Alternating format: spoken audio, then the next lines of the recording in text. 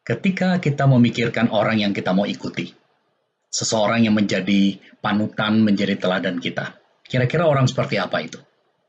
Saya kira banyak di antara kita membayangkan orang seperti itu adalah orang yang penampilannya menarik, yang perawakannya itu proporsional, yang wajahnya menarik, tampan, cantik, yang pakaiannya rapi, yang status sosialnya itu mungkin lebih tinggi dari kita, meyakinkan seseorang yang berhasil mengatasi kegagalan, seorang yang mungkin dulu miskin tetapi sekarang menjadi seorang yang berkuasa, seorang yang dulunya tidak mampu tetapi berhasil lulus di perguruan tinggi yang bergengsi. Nah, orang seperti itu yang menarik kita, yang kita ingin ikuti. Tetapi saudara, Yesaya 53 memberitahukan kepada kita sesuatu yang sama sekali bertolak belakang. Yesaya 53 berbicara mengenai seorang yang dipilih oleh Tuhan untuk menjadi hambanya, seorang yang dipilih oleh Tuhan untuk menjadi utusan bagi dia. Dan orang yang seperti ini ternyata sama sekali berbeda dari apa yang kita bayangkan, dari apa yang kita pikirkan mengenai seorang yang kita mau ikuti. Yesaya 53 itu dapat dibagi di dalam 4 bagian besar. Ayat pertama sampai dan ayat yang ketiga itu berbicara mengenai si hamba itu, si utusan Tuhan itu seorang yang tidak menarik, seorang yang penampilannya itu tidak mengesankan sama sekali. Dia hidup dalam kesengsaraan, dia hidup di dalam kemiskinan, dia sangat dihina, dia ditolak orang, dia dihindari orang. Dan kemudian ayat 7 sampai dengan ayat ke-9 yang merupakan bagian ketiga, ya, tadi bagian pertama ayat 1 sampai ayat ketiga, bagian kedua adalah ayat 4 sampai ayat yang ke-6 yang nanti kita akan kembali, dan ayat 7 sampai ayat 9 itu berbicara mengenai penderitaan yang dialami oleh hamba, utusan Tuhan ini. Dikatakan dia mewakili Tuhan, tetapi ternyata di dalam kehidupannya bisa dikatakan adalah merupakan rangkaian kegagalan demi kegagalan, penderitaan demi penderitaan. Dia ditindas, dia ditekan, bahkan ayat-ayat ini memberitahukan kepada kita, sampai dia mati pun dia mati di antara penjahat. Waktu dia dikuburkan sebagai seorang kriminal. Nah, baru kemudian di dalam ayat 10 sampai ayat 12 memberitahukan kepada kita pembenaran yang terjadi. Bahwa ternyata apa yang terjadi pada dia itu adalah untuk menggenapi kehendak Tuhan. Bahwa ternyata Tuhan berkenan kepadanya. Bahwa kematiannya, penderitaannya itu adalah untuk melakukan apa yang menjadi rencana Tuhan. Sesuai dengan keinginan Tuhan. Ayat yang 11 memberitahukan bahwa melalui apa yang dialami, melalui kematiannya, melalui penderitaannya, banyak orang justru akan mendapatkan berkat. Dan ayat 12 memberitahukan sebagai bukti, justru orang-orang yang secara sosial, secara dunia itu berkuasa, itu tertarik untuk datang kepadanya dan kemudian tunduk dan takluk kepadanya. Mengapa demikian? Alasannya ada di dalam ayat yang keempat sampai dengan ayat yang keenam. Ayat yang keempat sampai ayat yang keenam memberitahukan kepada kita realita, cerita di balik penderitaan dari si hamba ini. Bahwa ternyata sesungguhnya penyakit kita lah yang ditanggungnya dan kesengsaraan kita lah yang dipikulnya.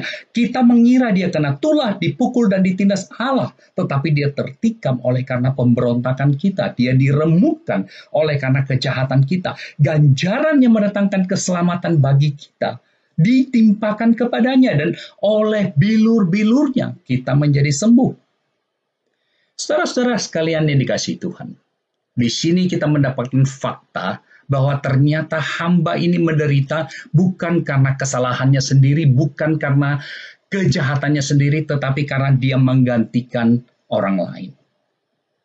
Dia menggantikan saudara dan saya.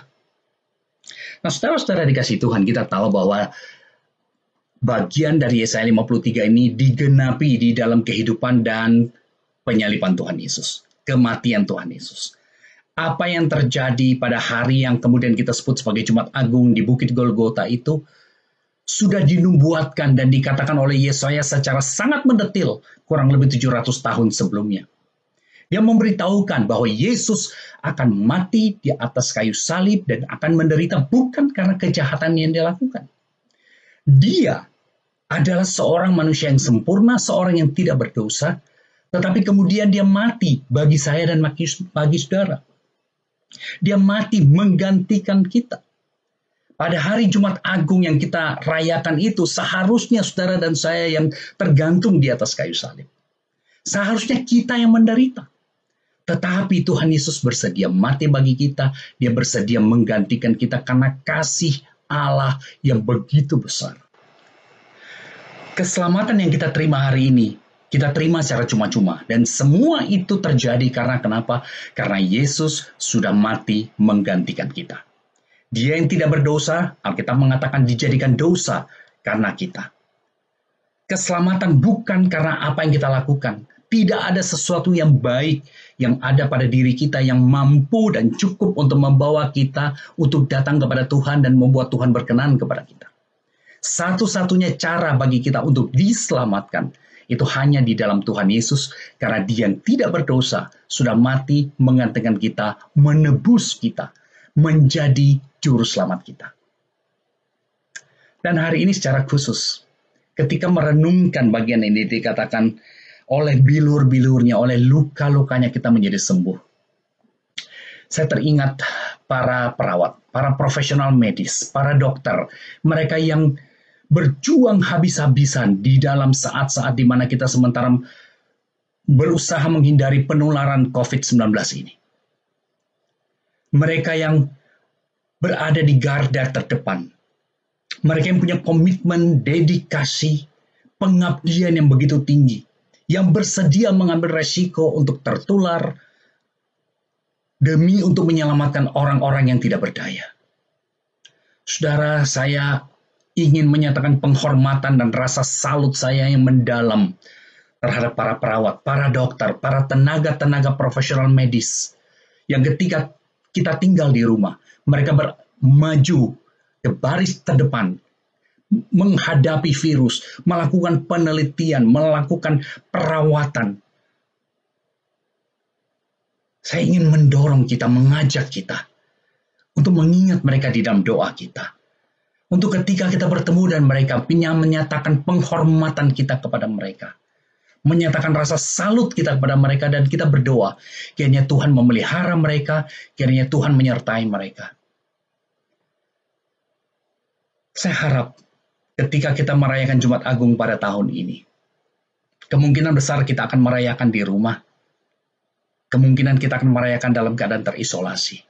Mari kita mengingat bahwa Yesus sudah mati bagi kita.